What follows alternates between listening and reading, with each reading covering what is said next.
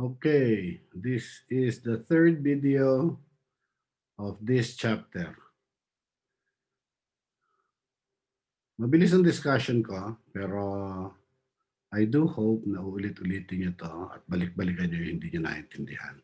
Tulad nga na sabi ko sa inyo, trial balance will help you check if you have a correct, if you did correctly as far as recording is concerned. Pero hindi lahat ng error makikita sa trial balance. Hindi komo balansyado ang bottom figure ay tama na. Maaring mali ang account nyo, maaring nailagay nyo sa maling ledger, kaya very important na sigurado nyo na yung re-record nyo sa account ng cash ay talagang tiga-cash lamang. And I always make this an example because marami sa atin ang nawawala sa focus. Marami sa estudyante nawawala sa focus. Magre-record cash. Tumawag ang boyfriend. Inaway.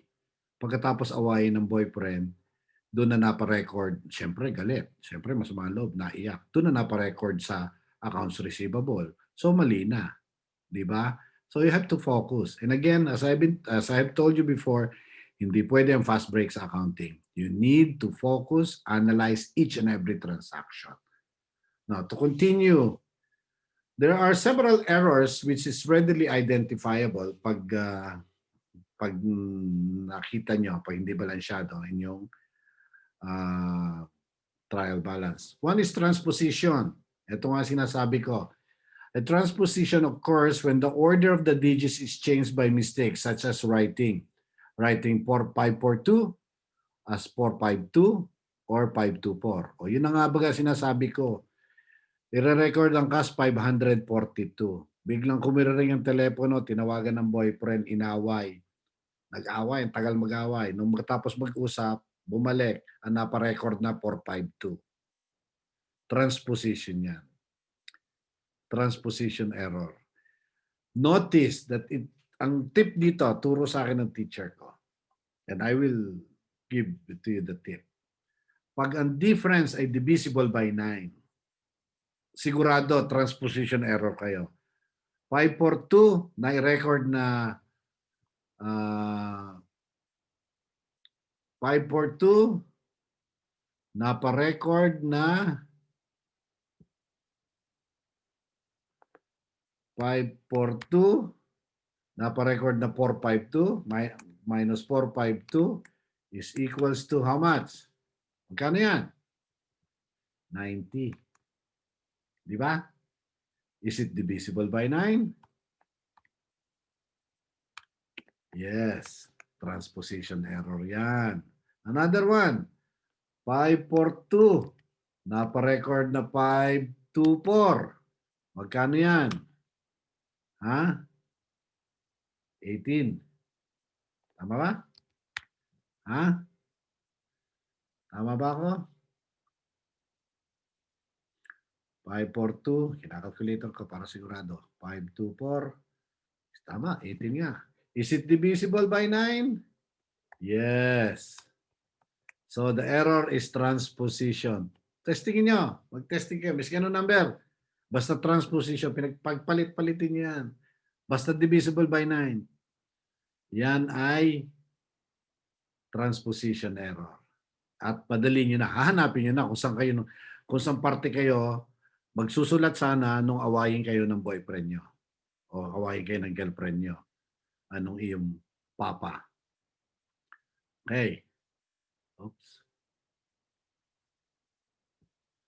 Slide naman. The entire number is moved one or more spaces to the right or to the left by mistake, such as writing 542 as 5420. Slide ang tawag dyan. 9750, napasulat 975. Yun na rin yun.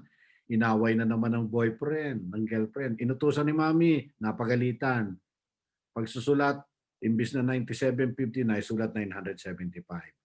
Ang tawag dyan sa error na yan is slide. Madadaling hanapin yan. Kaya wala kayong problema dyan. Ito, exercise tayo. For each of the following errors, considered individually, hindi to sama-sama, indicate whether the error would cause the trial balance total to be equal. If the error would cause the trial balance to be unequal, indicate whether the debit or credit total is higher and by how much. Okay. Mag-i-equal ba? Pag hindi nag-equal, anong error? And how much? Letter A, payment of cash withdrawal of huwag niyo muna natingnan yung yung sagot. I'm sure tumingin kayo sa sagot. Payment of a cash withdrawal of 5,006 was journalized and posted as a debit to 6.5 to salaries expense and a credit of 6.5 to cash. Ano ba dapat? Debit, salaries 5.6, credit, cash 5.6 na isulat sa 6.5. Magbabalanse ba ang trial balance? Yes, kasi parehong debit niya at credit ay 6.5. Pero tama ba entry? Mali. Anong entry? Transposition error. Letter B, a fee of 2,800 earned from a client was debited to 2,580 and a credit to 2,850. Magbabalanse ba ang ledger? Hindi, kasi iba ang debit, iba ang credit. Credit is higher by 270. Is it divisible by 9? Yes, because it is transposition error. Ito lalo na itong mali. A payment of 3.5 to the creditor was debit to 3.5 to accounts payable and a debit for 3.5. Nag-debit ng 3.5 sa accounts payable, tapos nag-debit pa uli ng 3.5 sa cash. So mali yun. Debit is higher by 7,000 kasi pareho mong dinebit. Okay, balikan nyo yan. At pag-aralan nyo ulit. Nasa libro yan. If an error already been journalized and posted to the ledger, a correcting journal entry is normally prepared. Correcting entry. Pag naisulat mo na, hindi mo pwede pawiin lang. Kasi na-report mo na. So you need to make a correcting entry or what I call as adjusting journal entry. I'll teach you later on how to do that. Okay?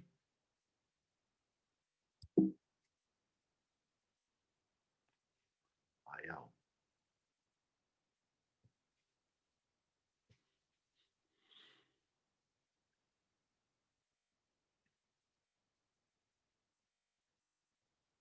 Another type of error is a posting error.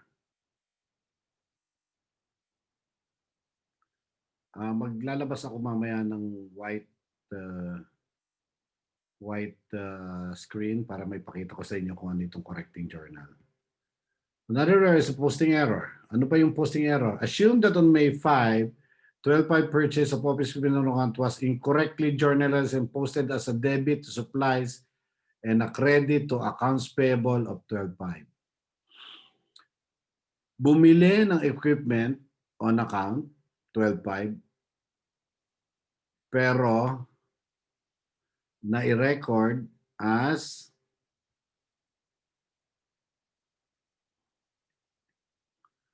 so ito ang naging entry niya. Debit, office equipment, hindi. Na-record as office as supplies, debit of 12,500 and a credit of accounts payable 12,500. Alam natin mali yan. Di ba? Kasi ang dapat na entry ay debit, office equipment,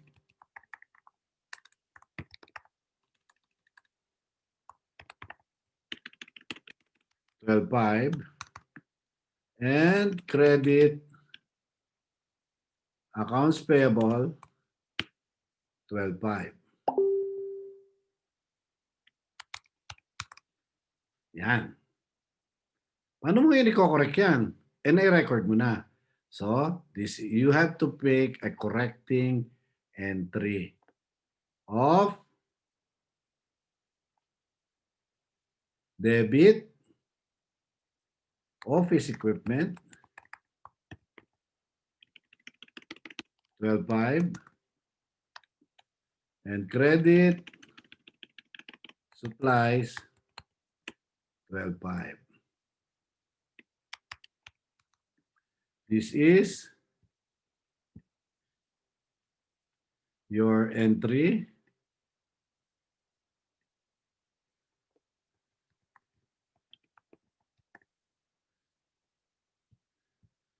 this is the correct entry and this is the correcting entry.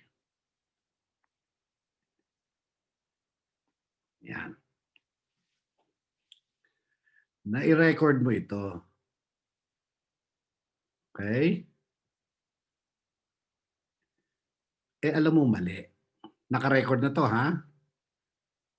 Naka-record na yan. Ito pala ang tama. Ito pala ang tama. Pero hindi pa na-record to. Kasi ito palang dapat pala. Okay? So you have to adjust, reverse the debit. Reverse this.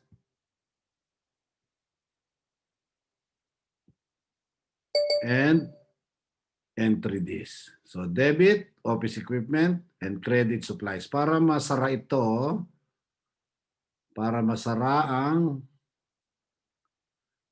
supplies, kasi naka-debit ka kanina, i-credit mo ngayon. At pumasok yung tamang entry na office equipment. So na-close yun at pumasok yung tamang entry. So ano natin ang entry? Debit, office equipment, credit, accounts payable. Hindi mo naman ginalaw yung accounts payable, di ba? You all clear on that? You review again para makita nyo. Yun.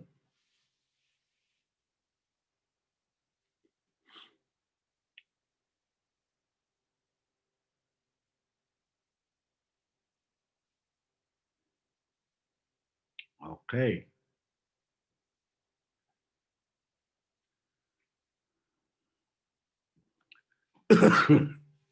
The following errors took place in journalizing and posting transaction. Withdrawal of 6,000 by Cherry Rami, owner of the business, was recorded as a debit to office salaries and credit to cash. Withdrawal niya ay dapat yun. Diba?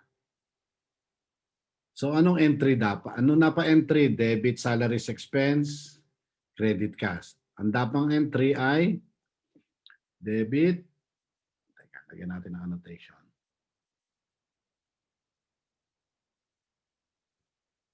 Anong tamang entry? Debit.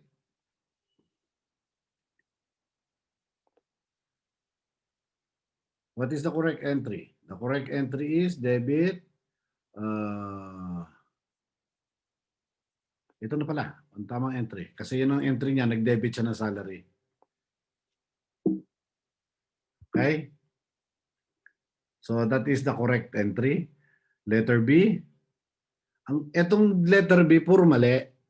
Utilities expense of 4,000 paid for the current month was recorded as a debit to miscellaneous expense and credit to accounts payable. It is very clear that the expense was paid. So binayaran ng cash. Hindi ka dapat nag-credit ng accounts payable.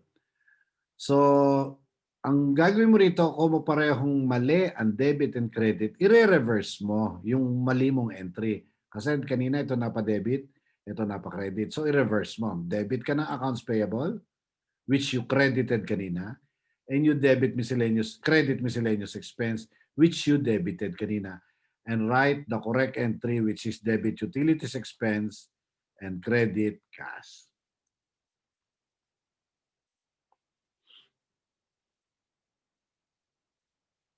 Okay. Describe and illustrate horizontal analysis. Horizontal from left to right. Dapat dito, dalawang period. So, bakit natin ginagawa to? Horizontal analysis, the amount of each item in the current financial statement is compared with the same item on an earlier statement. The two statements are being compared. The earlier statement is used as the base, denominator, for computing the amount and the percent of change. Bakit natin pinag-aaralan to? Example to. Noong 2012, ang fees earned niya 187,500. Noong 2011, 150. Ibig sabihin, tumaas ng 37,500 noong 2012 or 25% because this divided by this equals 25%. Ginagamit to ng mga management, ng mga boss para makita ano ba tumaas, bakit ba tumaas? Tumaas ang fees earned pero mababa naman ang percent ng net income. Bakit ganon? Kasi sobrang taas naman ng salaries, ng itinaas ng salaries. Yun yun. So, sir, bakit 25% ang itinaas ng aking fees earned, ng aking gross income, pero ang aking net income ay 19.9% lang? Yan ang mga tanong sa inyo bilang accountants. You will be asked these questions.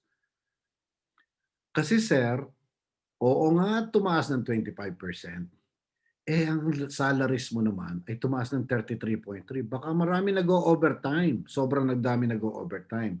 Baka pwedeng bawasan. O baka marami ka sobrang empleyado. Ang rent mo tumaas ng 25%. Bakit? Nagtaas ba ang renta? Ang kuryente mo, utilities expense, tumaas ng 38.9%. Bakit ba? Baka naman yung mga nag-o-overtime hindi pinapatay ang ilaw pag uuwi na sila or pagtanghali hindi nila pinapatay mga computers nila, mga makina. True enough, bumaba nga supplies expense. Pero tumaas naman ang miscellaneous. Ano-ano ba yan? Yan ang reason kung bakit bumaba ang net, hindi ganun kataas ang inilaki ng net income. That is how you analyze. Horizontal, mula pa kaliwa, pa kanan. Okay. Balikan nyo at balikan nyo yung explanation ko. This is an example. Okay. 2012, 2011, 20%. Pero ang tinaas ng net income, 50%. Bakit? Kasi 15% lang ang increase ng mas malaki ang tinaas at maliit naman ang itinaas ng expenses. This is all for now. I do hope that you review this. I will upload this today sa Canvas. And I do hope that you make advanced reading for chapter 3 na. Yung hindi pa nakakakuha ng libro, I do hope that you get your book, your USB na pala. You get your USB as soon as you can kasi naroon ng lahat ang kailangan nyo. If you have question on chapter 2, I'll be more than willing to answer it sa Facebook natin, sa group natin sa Facebook. So, I will be uploading this and I'll be uploading assignments also for chapter 2. And again, magdi-discuss ulit tayo next week at i-discuss natin yung assignment with more examples. Okay? Goodbye.